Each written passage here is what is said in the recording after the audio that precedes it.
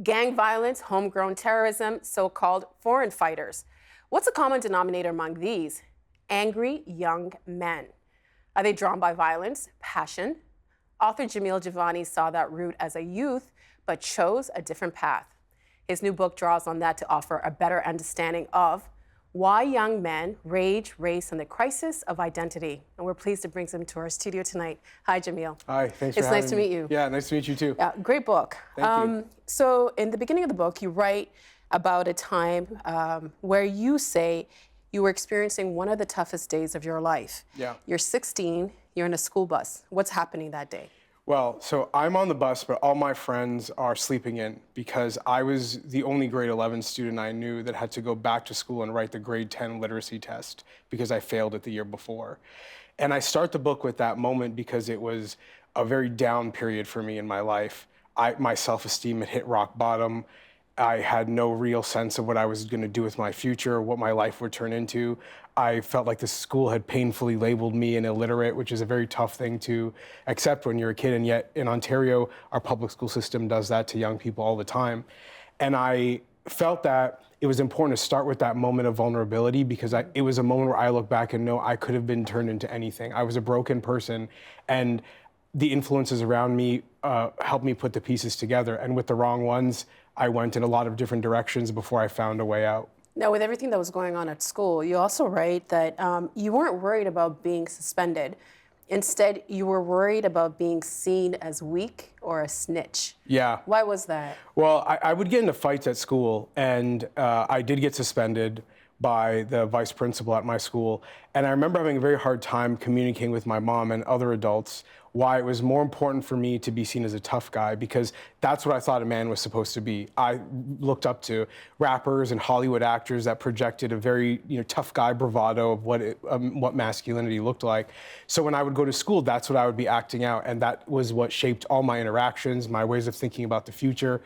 So when I got into trouble, I knew, well, I could listen to what the principals had to say and the teachers had to say and risk being seen as a snitch or somebody who was too weak to stand up for myself. Or I could treat them just like I treated everybody else, get angry at them, swear at them, and deal with the consequences. And I accepted the consequences because that mattered more. It mattered more to me to be seen as tough than to be seen as someone who followed the rules. So everybody sees you as tough. At school, you have a certain kind of bravado. But in your quiet spaces, it's very different. How are you different in your alone time? Yeah, well, in my, that bravado was a way of covering for a person who was very unhappy with his life, and someone who, I would cry sometimes, for instance, because I was so frustrated with my family life and not having a father around, and I just didn't know how to deal with it. There's an example I write about in the book where I came close to buying a gun, and I went home that night after a friend quoted me a price and said, "I can get it for you, just let me know when," and I just, teared up. I bawled my eyes out because I was so upset with myself for thinking I was about to cross a line where anyone who thought good things about me, my mother being the main one, might give up on me and see me as someone who was too far gone from being helped. Or I also was worried that I was going to affirm the treatment that police officers put me through. I was constantly being harassed and put under suspicion, and I thought if I became this gangster that I fantasized about, that I would essentially be telling them, you were right, you should treat me that way. And that time when you asked your friend for a gun, the next day, he acted like you didn't have this conversation and you kind of didn't bring it up again. Yeah, we both just kind of never said anything about it again. And I always look back at that moment as like one of those examples where even people who, were involved in a lifestyle that, is immoral and is involved in crime and sometimes hurting people can sometimes know when they want to prevent another young person from walking that path. And I think that he didn't bring it up in part because he knew that I had something else that I could be doing, and he hoped that I would find another way to exist in the world. So there are many moments like that, those small decisions that other people made that I think saved me from having a much more troubled life, and one that might have been where I might not have been able to find the positive outcomes that I did. Do you ever think about that moment, that what if he had gotten you the gun or brought it up, or you would have asked him for it, what would have happened to you? Have you ever thought about that? I have thought about it, and I wonder sometimes, if I had that on me and a police officer stopped me, maybe I would have been in prison. Or, I was a hothead and I got into fights, maybe I would have used it on someone. It's it's one of those moments I look back on, and it constantly makes me empathetic to other young people who make mistakes, because I know how close I was to making potentially grave mistakes, and I know I can't judge a young person so harshly, and I can't Because deny. you see yourself. Yeah, you and I can't deny anyone a second chance. Like, even people who make the mistakes that I might have, I still know that there's something good in them. Like, I didn't know what I was capable of at that point, and I try to get young people, even those who, appear in our news headlines as monsters for some of the terrible things they do, I want them to understand there's a better version of themselves that they might not know yet. And that's what I wish I could go back in time and have told myself earlier. And there's something that you write about a couple times, mainstream morals.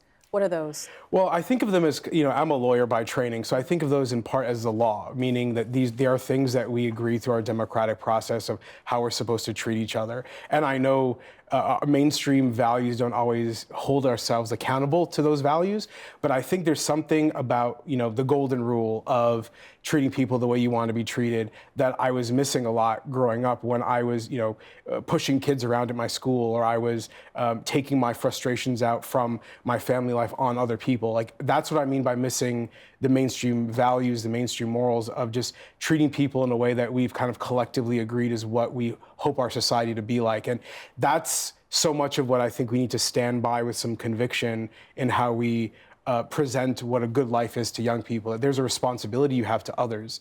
And it's not just about what makes you happy. It's not just about what might satisfy your emotions in a moment. It's about a greater good and learning how to be accountable to that greater good. And, people that we look up to in society, or who we hope will watch out for us, are police officers. Absolutely. And your first encounter with a police officer, you were 8 years old. I was, yeah. What happened? Well, that was a day where my father was driving a car, and my mother and my two sisters were also in the car with us. It sticks out to me for many reasons, one of which is because it was one of the few times we were all together. And he got into a minor car accident, the details of which I was too young to really pay attention to. But what I do remember is the police officers showing up on the scene of the accident and yelling at him, screaming at him in front of me, intimidating him. Like, for the first time I saw this man who I looked at as the most powerful person in the world, like many kids look at their fathers, and seeing him scared and seeing him belittled and bullied. They made him sit down on the curb of the street and wait for them to come back while they questioned me. They put a flashlight in my face and asked me questions about what my father was doing. And I remember just thinking, like, just leave me alone, please. Like, I don't want you in front of me.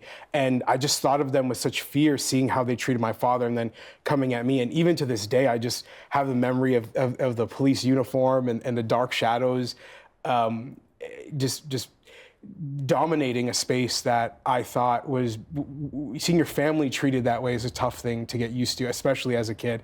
But even I think about sometimes what he must have felt like, seeing himself belittled in front of his children. I don't think any parent would want their kids to see them treated that way, especially by the people who we trust to maintain law and order in our society. It's a criminalizing experience to have your kids see you treated that way by police officers. And that was a big moment in your life, because you say that you didn't trust anyone in a uniform after that, even a bus driver. Yeah, I used to take the bus all the time in high school to get to school and get to wherever else I was going.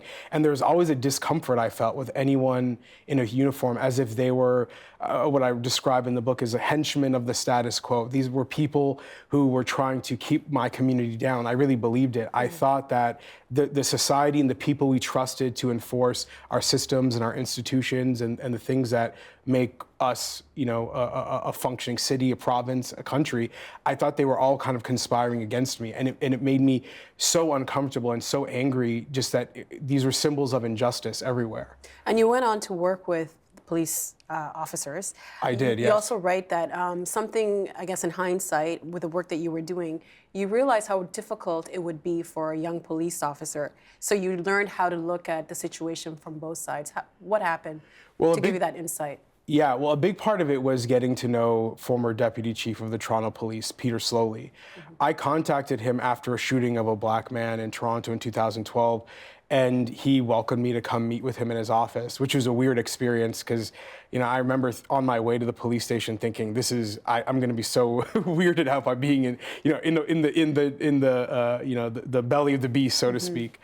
And he sat me down and he talked to me about what he was doing to improve the police, focusing on neighborhood policing and talking about diversity and human rights.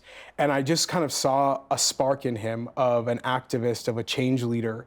And it opened my mind to the possibility that there was not a narrow way to be a change leader. And I thought maybe with the right people in the police department, with the right ideas and the right support, there could be some change. And that made me commit to wanting to help other young people who I thought had the right ideas and the right experience and were willing to work hard at building bridges between disadvantaged communities and the police. I wanted to help them do that too, and hopefully create a whole, a crop of Peter Sloleys that I thought could help change law enforcement, not just locally in Toronto, but maybe across the Western world altogether. We've talked a little bit about your dad, kind of talked around the issue. Yeah. Where was your dad? Well, he was in and out of my life up until I was a teenager. And the in and out is difficult to explain to people because I think people expect sometimes that parents just disappear. But in our case, he would come in and then be gone and come in and again be gone. And the few times that I remember seeing him in the house are the moments that stick out so much to me, because that was the role model I had, was bits and pieces. So things like his interactions with police officers meant so much because that was the only thing I remember about him when I was 8 years old. And so, or seeing him come speak to me in the house, what he said to me just stuck with me. Even because of the memories that you had. Exactly. So the few memories you have wind up being so meaningful when you don't have a consistent or substantive relationship with a parent. And then as I got older, his absence wound up being more meaningful than anything he could say. I wound up spending so many years searching for father figures and role models, sometimes in rap music, on television, in the Nation of Islam mosque, on the internet with conspiracy theorists. I was hungry for a certain kind of example to follow about what a man looks like. And, him being around, I think, would have prevented me from having to seek all of that elsewhere. But it also, I think, would have prevented a bit of a first line of defense from the many competing influences that are out there. Lost young men are a wanted demographic among people with extremist ideologies and people who want to promote violence in our society, which is often why young men make the news for these things so often. Especially with those that don't feel wanted. Exactly. And so having a father who could just complicate that for me and say, actually, I see a man every day and he doesn't believe those things and he doesn't do those things. So I know there's a way to be a man that's different. Just having that reference point in my head, I think, could have made a world of difference. And I try to promote to men specifically, it's really important to be involved in young people's lives, whether it's as a parent or even just as a community member. You don't know just by being around the impact of role modeling things to people and giving them diversity in how they imagine a man could look and the many different things a man can do in the world. But you must have found some kind of peace within yourself. Did you, with your relationship with your father? I did. It was actually the book in many ways, because I wrote this book, doing this research in Belgium, looking at homegrown terrorism in Europe, and also looking at, high crime communities in North America, and wanted to bring a level of empathy to the lives of young men that I was writing about. And then when I was writing the personal parts in the book, I was saying to myself, I kind of have to do that for my father too. I have to look at him like who he is, a fatherless young man who had to figure things out for himself, just like I had to. And that was tough to look at him that way, because I was so used to being angry, like, you weren't there for me, you didn't do this, you didn't do that. But to look at him alongside other young men and say, actually, he suffered from some of the things I suffered from, and some of the other young men that I want to better understand suffered from. So that change in perspective, I think, has made it a lot easier to think about him. Even my sisters told me at one point a few months ago that it was the first time they heard me speak about him and not have tears in my eyes or kind of anger in my voice, that I could actually talk about him now like a person, and see him for the complex person that he is. It's a trip when we finally see our parents as people, yeah, instead of as our parents, because there were people before they had us, right? Exactly, and there are things out of their control that shape them for who they are as well.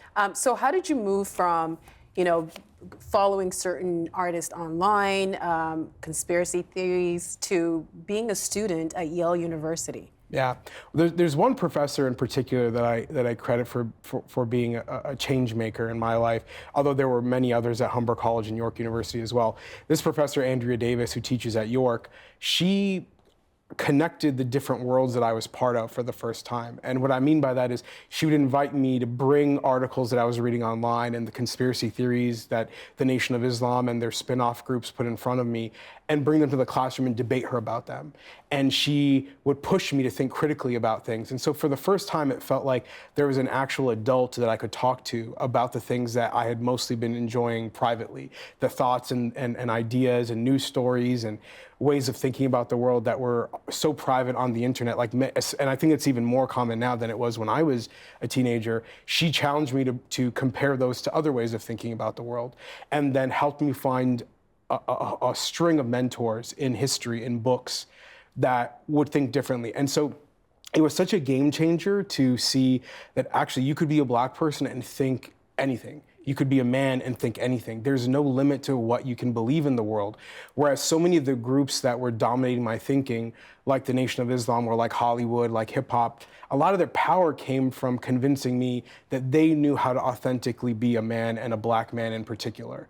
So Andrea Davis just shook that up. She showed me, actually, if you look in our history, there's many ways of being a Black man and there's many ways of being a man, and no one has the authority to tell you what you have to believe. And that was a really life-changing thing to realize. I mean, it's not lost on me that she's a woman. Yeah.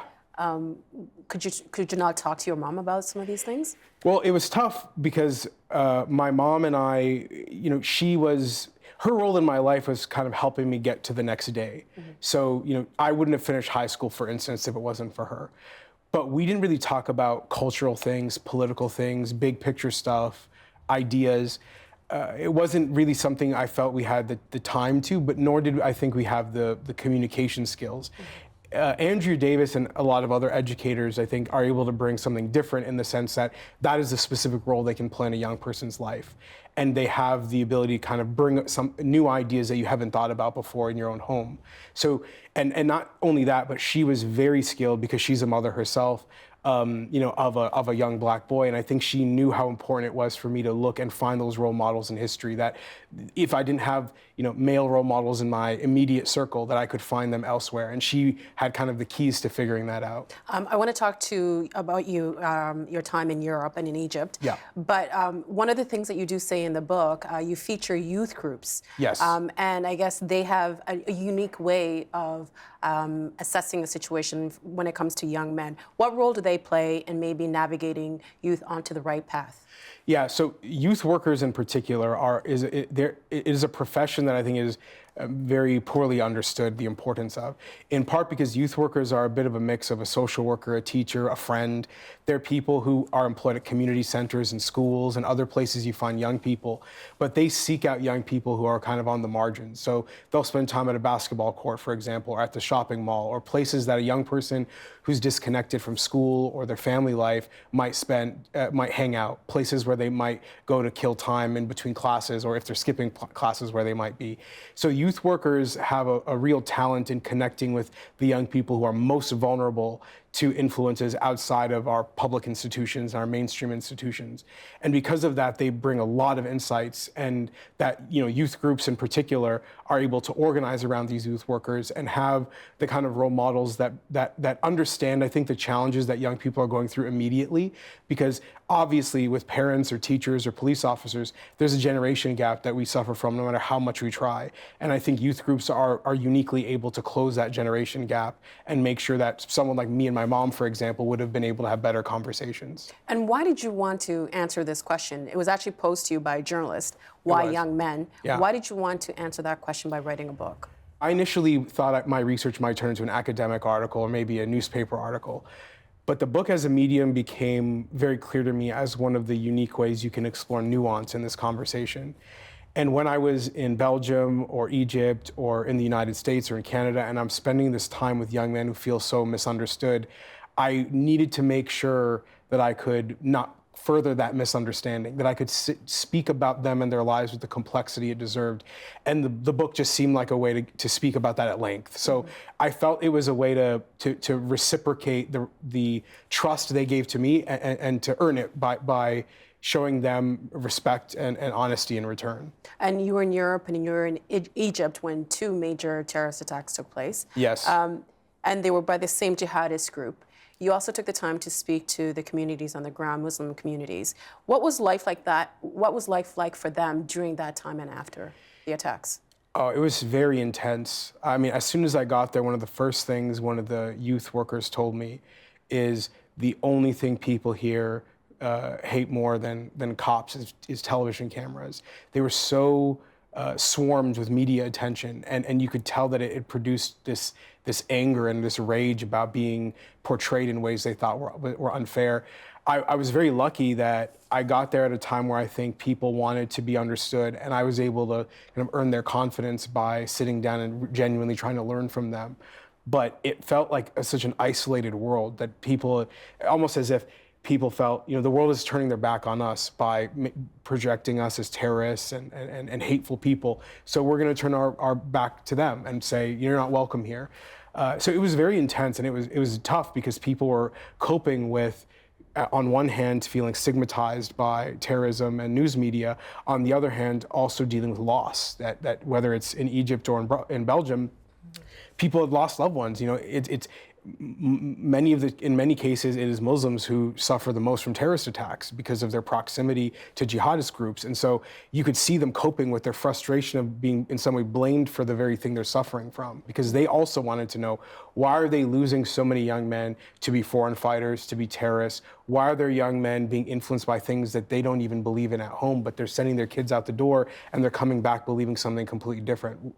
They wanted to understand that as well. So it felt almost like a community of support around the question, and it helped me a lot in thinking it through myself. You also write that it's not always about religion, and that while these young men may join, not all are radicalized.